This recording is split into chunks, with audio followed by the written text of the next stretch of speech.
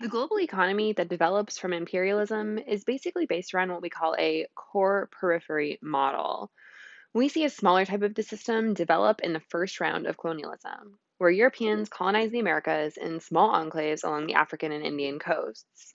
However, because these colonies were, in a large part, settler colonies, the vibe was a whole lot different than it is in the second half of the 19th century, where the colonies that are created are mostly, to hear geographer Anthony de Souza say it, quote, colonies of occupation in which a small number of Europeans exercised political control.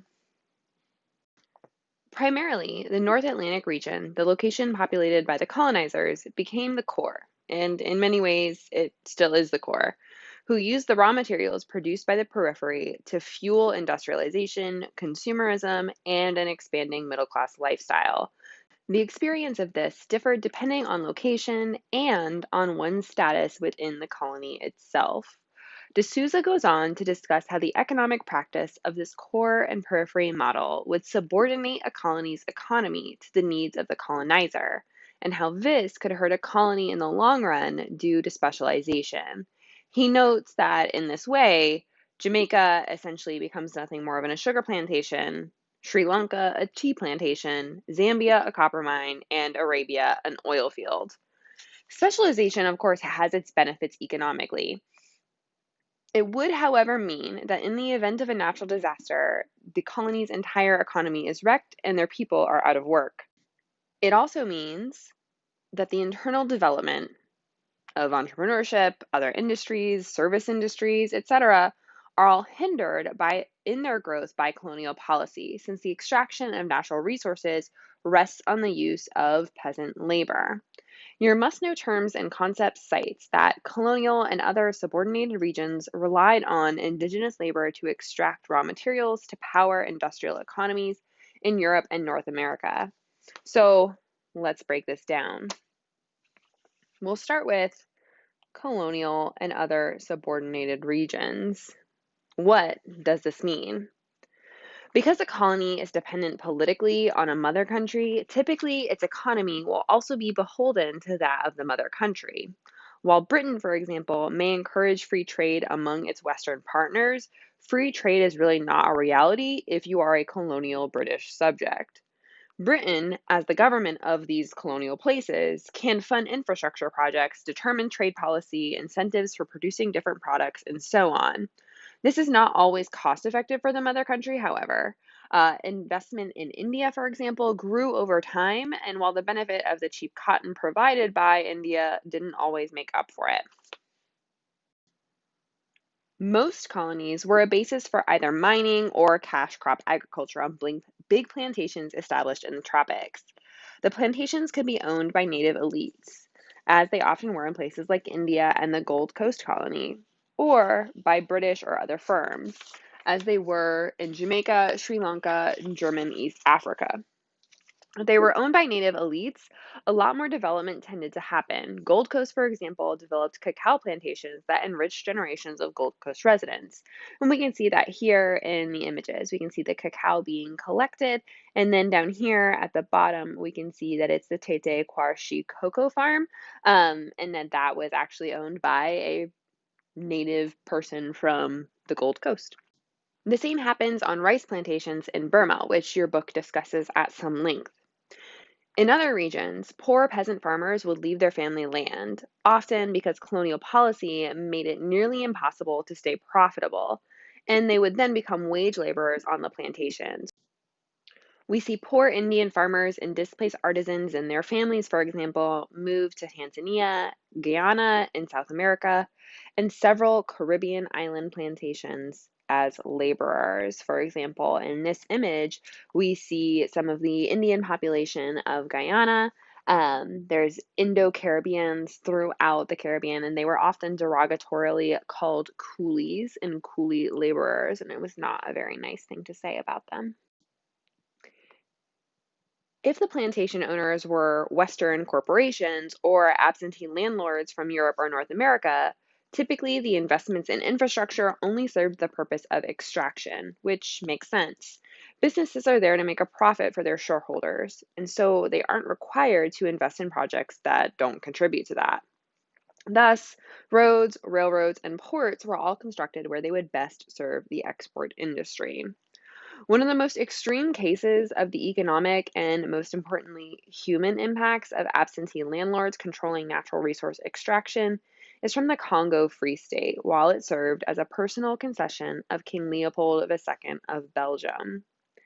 King Leopold was laser focused on making Belgium relevant and important, and once his occupation of the Congo River Basin was cemented by the Berlin Conference, he sought to extract as much as he possibly could from the densely valuable colony. One of the most profitable resources available in the region was rubber, which at the end of the 19th century was wildly popular as machinery needed rubber belts, fancy new bicycles, needed tires, and soon the automobile industry would drive production forward with car tires. Rubber is harvested from the sap of the tree native to the tropics, and King Leopold's Belgian administrators used their force publique to enforce quota collections of rubber from rural villages, purposely placing enemy groups in opposite positions so that cruelty was added on top of the forced labor. Punishments for failing to collect one's rubber sap quota could be dismemberment, including the loss of hands, and the kidnap and rape of one's wife. It was common practice for force publique soldiers to corral the women of a village until enough rubber was collected. Corporal punishment, chain gangs, and execution were common. Some people go as far to describe what happened in the Congo, where somewhere between 5 and 10 million people died during his 20-year reign, as a lowercase h Holocaust. It is important to note that these atrocities remain widely disputed. Belgian historians and government officials continue to largely deny that it was as bad as has been claimed, and that modern historians and journalists are exaggerating in order to avoid talking about their own issues, such as the Trail of Tears or the Boer War massacres in South Africa.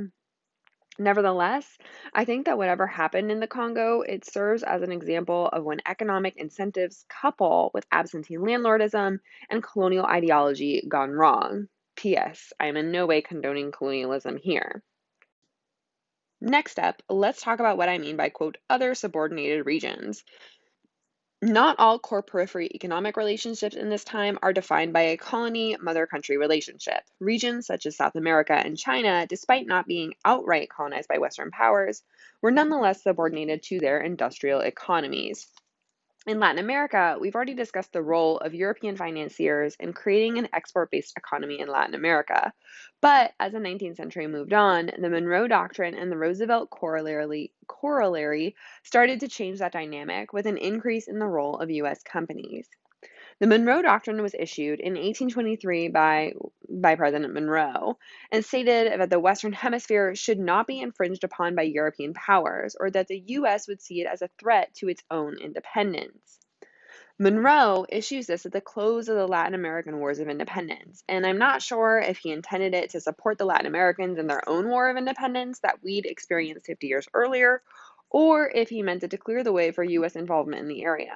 But either way, it ended up working towards the latter, especially when it was amended in 1904 by the Roosevelt Corollary, in which it was stated that the U.S. would intervene militarily in Latin America if it felt it needed to in order to preserve stability. And you can see here that the Monroe Doctrine is being wielded by Uncle Sam as a weapon, and that he's standing across like the whole Americas, very much as Cecil Rhodes is in the Colossus of Rhodes that we've looked at. We'll talk more about the ramifications of all of this in the next episode on economic imperialism, but essentially, Latin American economic development was centered around the production of raw materials: beef in Uruguay and Argentina, bananas in Central America, and coffee from Colombia and guano from Peru. Often these primary goods were owned by Creole elites who sought strong and profitable trade relationships with European and American companies. For example, most of the refrigerated steamship companies that shipped beef from Argentina to Europe were owned by US, French, or British companies. And Britain extracted serious trade deals with countries like Uruguay in exchange for propping up one political leader or another. In this way, informal empire by way of economic control started to rival formal empire throughout the world. For example, in 1842, a special Foreign Office memorandum on British commercial policy defending intervention in Uruguay stated, quote, self-preservation, as it regards Great Britain, can scarcely be said to consist in only maintaining political power, in the simple acceptance of the term, inasmuch as the commercial interests of Great Britain are so mixed up with her political strength that it becomes necessary to support the one in order to maintain the other. What we see happening here, and I thank historian Peter Wynne for finding this memo, is that industrialized nations needed special access to raw materials produced in the global south to maintain their own employment and production capacity, and then needed access to markets or customers who would buy their factory produced products, collapsing native artisanal production and nation industrialization attempts because they felt they needed to in order to survive.